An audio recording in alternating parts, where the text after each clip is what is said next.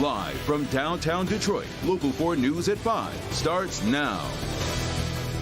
Under arrest, Detroit police say a 16-year-old who left a gun within reach of a 3-year-old boy who later shot himself is now in custody. The bullet grazed the little boy's head, and happy to report it's expected he's going to recover. It happened just before 3 this morning on Alameda Street near 8 Mile and John R. on Detroit's west side. Victor Williams is with us now with an update from Detroit police. Victor? Yes, Sandra and Devin, this young man is now in custody, just like you guys have said, the gun as well. We're told that this young man was finally able to return home after having some behavioral issues, and sadly, this is all what has taken place. Well, you got a kid shot and you got a kid that got to deal with the consequences. They're both kids at the end of the day. This man, who simply wants to be known as Honest, was heartbroken learning a 3-year-old shot himself around 3 in the morning. Allegedly with an older brother's gun. Honest would see both at the park near his home from time to time. Yeah, they just built this park. Nobody really even got a chance to play on it, but those kids. The two apparently share a room together, and we're told the teen, once again only 16 years old, left a loaded gun on the 3-year-old's bed before going to sleep on the couch in the other room. Police say the 3-year-old, still awake, started playing with that gun, leading to the child being grazed in the head after he accidentally pulled the trigger. The 16-year-old then ran into the room, realizing what happened, apologizing to his dad, and then ran out the house with the weapon. Officers were eventually able to find him, along with the gun. I don't look at a 16-year-old as an adult, so he's just as much of a kid, more knowledgeable, but still a kid, man. They lack information and they don't know. They only know what they see. They think that's cool because they see it. So. The child at this point is expected to be okay. I hope the kid pulled through, of course. Like I said, I got kids. It's always sad when an innocent kid is harmed in any way, but I hope the 16-year-old learned from his mistakes, but guidance, man. We need guidance out here. And once again, it's a miracle that this child was only grazed. If that gun had been pointing in any other direction as much as an inch, this story could have been way worse. Victor Williams, Local 4. Yeah, so glad he's going to be okay. All right, thank you, Victor. Also here at 5, a judge has now set a tentative start date for the teen charged with opening fire and killing 4 students at Oxford High School. That came today at a pretrial hearing for Ethan Crumbley as his lawyers again asked for him to be moved into juvenile detention. Sean Lay following today's hearing, but Sean, he's staying put in jail again. That's right. That's one of the major decisions made in court today. We'll take you inside today's hearing, where it's the first time we've seen this defendant without his mask. And you're right, he learned when he's going to trial. Good morning to all counsel. Good morning, Mr. Crumbley. Mr. Crumbley, can you hear us, sir? Yeah. Are you okay with proceeding via Zoom this morning? Yes, I do. The accused Oxford High School shooter appearing for court today over Zoom from the Oakland County Jail. And that's where this 15-year-old, soon-to-be 16-year-old, is going to remain. By law, every 30 days, the court must review if a juvenile should remain in an adult jail or be transferred to juvenile detention, depending on what that juvenile is charged with. In this matter, multiple high school students were shot and badly injured. 4 Oxford High School students, Hannah St. Juliana, Justin Schilling, Tate Meir, and Madison Baldwin, were shot and killed.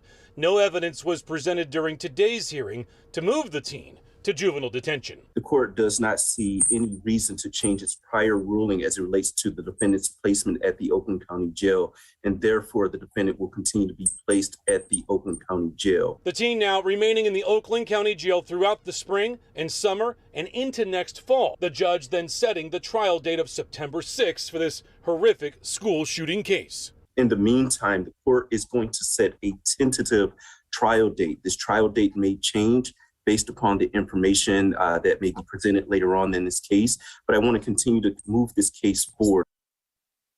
And again, that's a trial date of September 6th for Ethan Crumbley. His parents will go to trial just a few weeks after that. Devin? Well, Sean, there's an update on his psych exam as well. It's complete, and now both sides, prosecution and defense, have it. However, it is not a matter of public record as of yet, but both sides do have that psych exam. Yeah. All right, Sean.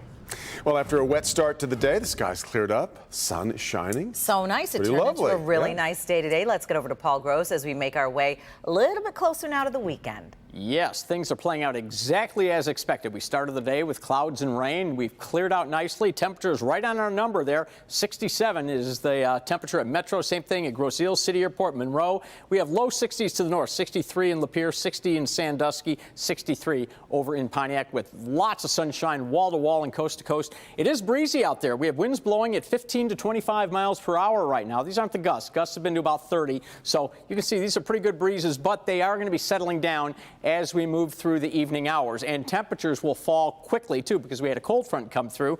Notice, mid-60s now, dropping all the way into the 40s by midnight. So just be aware, quick cooling if you're heading out this evening with, again, mostly clear skies. All right, coming up in about 10 minutes, we're going to talk about the warm weekend. Oh, that's looking really good. Coming up at 5:50, the new 30 and 90-day outlooks are in, and coming up at 6:17, tonight is the Lyrid meteor shower. We'll tell you where and when to look. This is an easy one. We'll have that for you coming up then, guys. Paul.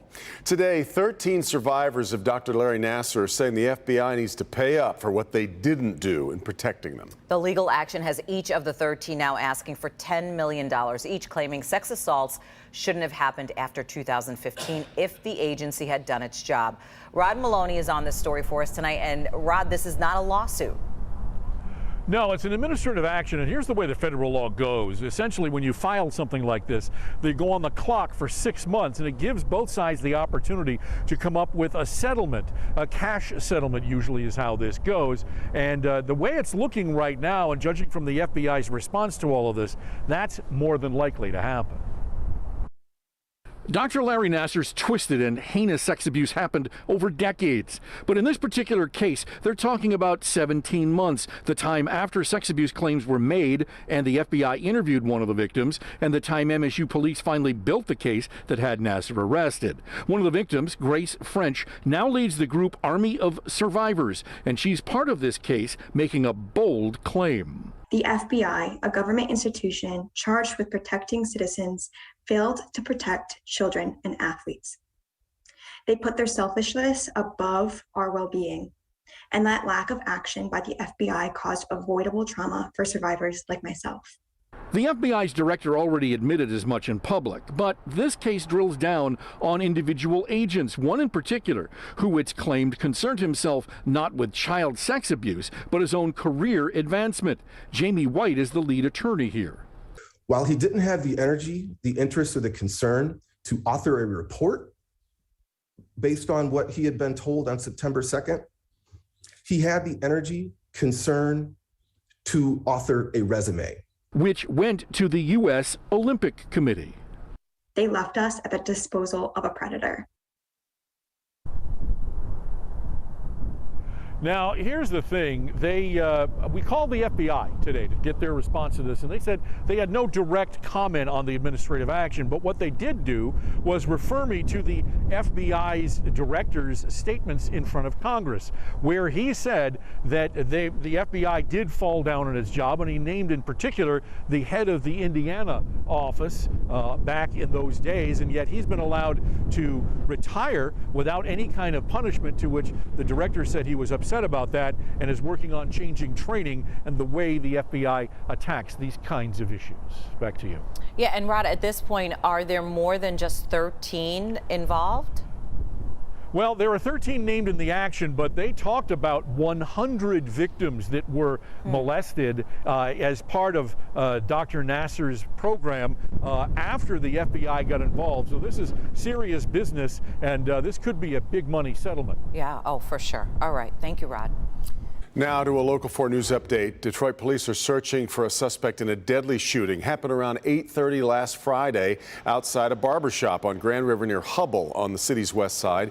Police say a 42-year-old man was about to get into a car when someone walked up and shot him. Investigators say that gunman left the scene in this minivan. If you have any information on the case, you're asked to call police or Crime Stoppers at 1-800-SPEAK-UP. Detroit City FC continues its run in the U.S. Open Cup with a trip on the line now to the round of 16. They will host the USL's Louisville City FC at Keyworth Stadium in Hamtramck. Time and date of that game is still yet to be determined, but all fourth-round matches will be played on May 10th and then May 11th. This marks DCFC's 5th appearance in the U.S. Open Cup and first as a professional team.